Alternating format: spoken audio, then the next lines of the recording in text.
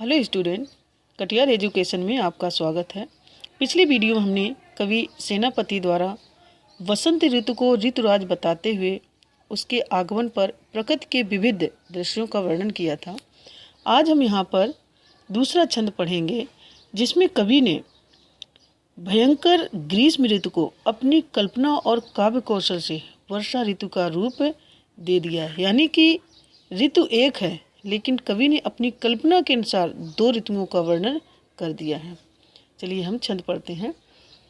देखें छित अंबर जलें, है चारि ओर छोर, तिन तरबर सब ही को रूप हरियो है। महाझर लागे ज्योति भादों की होती चले, जलद पवन तन सेक मानो परियो है। दारुण तरन तरह नदी सुख पावें सब, सीरी घन छाँव चाही बोई चित धरियो है। देखो चतुराई सेनापति कविताई कीजू, ग्रीष्म विषम वर्षा की सम करियो है। चित चित का मतलब आया है यहाँ पर पृथ्वी। अंबर अंबर माने आकाश। जले हैं जले माने जल अथवा जल रहे हैं। यहाँ पर मैंने पहले बोला है कि एक ही छंद है और एक ही ऋतु है। एक ही ऋतु में उन्होंने दो ऋतुओं का वर्णन किया है। तो जलह का है, एक तो है जल और दूसरा है जल रहे हैं। तिन तिन माने घास। तरबर तरबर माने वृक्ष। हरियो हैं हरियो माने यहाँ पर भी दो हैं, हरे रंग का है अथवा हर लिया है, सुखा दिया है। झर झर माने वर्षा की झड़ी। भादो भादो महीना है, भादो मास का महीना जो सावन के बाद में भादो आता है। और वहाँ पर आ रहा है भादो, दावानल यानी जंगल की आग। दो अर्थ निकलते हैं। जलद जलद माने तपती हुई वायु अथवा बादल और शीतल पवन, दो अर्थ है। सेक सेक माने सुखदायी स्पर्श, दूसरा आता है गर्म या सेकाई। दारुण दारुण माने कष्टदायक अथवा दूसरा आता है दारुण का काठ की यानी लकड़ी। तरनी तरनी माने नाव अथवा सूर्य। हर शब्द के दो अर्थ आ रहे हैं क्योंकि यहाँ पर एक ऋतु है और दो ऋतुओं का वर्णन किया है कवि ने अपनी कल्पना के अनुसार। तरह तरह माने नीचे। सीरी सीरी माने ठंडी। घन घन छाँव माने बादलों की छाया। चाही बई बोई, चाही बई माने चाहना ही। ग्रीष्म ग्रीष्म की ऋतु। विषम माने भयानक। सम माने समान। देखे छित अंबर जले हैं, चारि ओर छोर। यहाँ पर कवि कह रहे हैं कि ग्रीष्म ऋतु के पक्ष में वो कहते हैं कि भयंकर गर्मी के कारण देखे छित अंबर जले हैं चारि ओर छोर। भयंकर गर्मी के कारण धरती और आकाश के चारों ओर दूर दूर तक जलते हुए से दिखाई दे रहे हैं। पहले यहाँ पर इन्होंने गर्मी का वर्णन किया है, ध्यान रखना दोनों अलग अलग आ रहे हैं, दोनों की अलग अलग हम व्याख्या करेंगे। यानी कि भयंकर गर्मी के कारण धरती के चारों ओर या धरती और आकाश के चारों ओर दूर दूर तक जलते हुए दिखाई दे रहे हैं। तिन तनवर सब ही को रूप हरियो है। तिन माने भीषण ताप से घास, तर माने बताया था, तिन माने घास और वृक्षों को या सभी को झुलसाकर उनका रूप नष्ट कर दिया है। जो पहले हरे भरे दिखाई दे रहे थे वो गर्मी के कारण उनका सारा का सारा रूप नष्ट हो गया है। महाझर लागे ज्योति भादों की होती जले। सूर्य की प्रचंड किरणों से शरीर को अग्नि का ताप पीड़ित कर रहा है। चारों ओर वन में लगी आग का प्रकाश फैलता जा रहा है। जलद पवन तन सेक मानो परियो है। तपती हुई वायु से शरीर की सेकाई सी हो रही है। यानी कि जो गर्म हवा चल रही है उससे ऐसा लग रहा है कि शरीर में सेक हो रही है।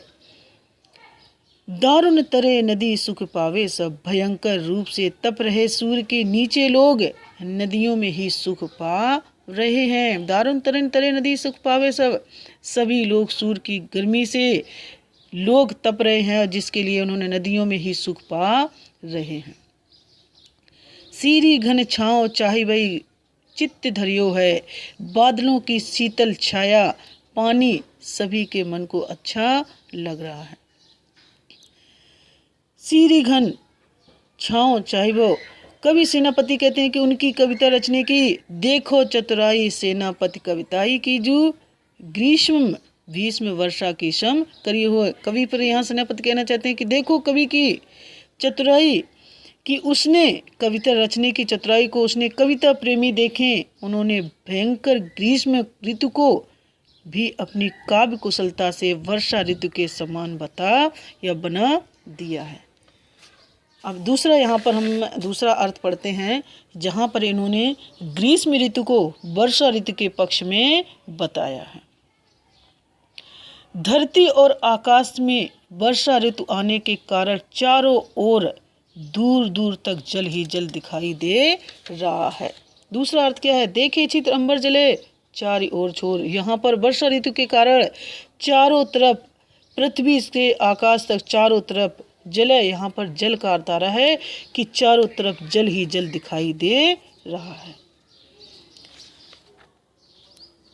तिन तरबर सभी को रूप हरे होए। अब यहाँ पर कवि कह रहे हैं कि वर्षा के कारण जो घास थी और पेड़ पौधे थे वो पूरी तरह से सब का रंग हरा ही हरा हो गया है। किसके कारण? वर्षा ऋतु के कारण। वहाँ दूसरे में था कि रंग हर लियो है या रूप हर लियो, यानी सब सूख रहे हैं, जो हरा रंग था उसका रूप हर गया। यहाँ पर आया है कि वर्षा के कारण सारे वृक्ष घास तिनके सभी का रंग हरा रंग हो गया है। वर्षा की भारी झड़ी लगी हुई है। भादों के मास में बिजली चमकने का प्रकाश होता चल रहा है। यहाँ पर उन्होंने कहा है कि जलद पवन तक महाझर लागी ज्योति भादों की होती जले, यानी कि भादों के महीने में वर्षा की झड़ी लगी हुई है, जिसके कारण बादलों को छूकर आ रही शीतल पवन के स्पर्श से शरीर को बड़ा सुख मिल रहा है। यानी कि वर्षा की झड़ी लगी हुई है और वर्षा की झड़ी में जब हवा चलती है तो उसके ठंडी ठंडी हवा शरीर पर ऐसा लग रहा है मानो सुख प्राप्त हो रहा है। और दारुण तरन तरे नदी सुख पावे सब, सीरी घन छाँव चाहिए चित धरियो है।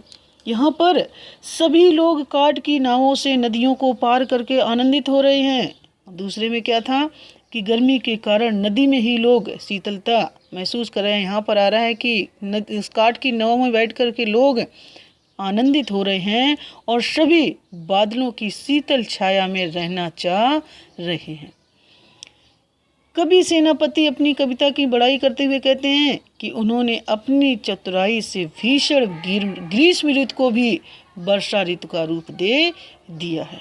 किसकी कल्पना है? सिर्फ कवि की कल्पना के द्वारा उन्होंने एक ऋतु को दो ऋतुओं में परिवर्तित कर दिया है। और सभी कविता प्रेमी देखो कवि सेनापति की चतुराई। धन्यवाद।